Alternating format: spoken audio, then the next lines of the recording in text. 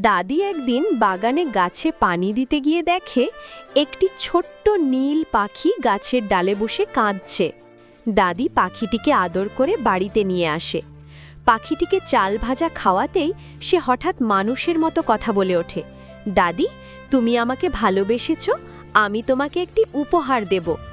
পরদিন সকালে দাদি দেখে তার পুরো বাগান ফুলে ফলে ভরে গেছে। গাছে গাছে আম, লিচু, কমলা ঝুলছে। দাদি সেসব ফল পাড়ে এবং গ্রামের এতিম শিশুদের মাঝে বিলিয়ে দেয়।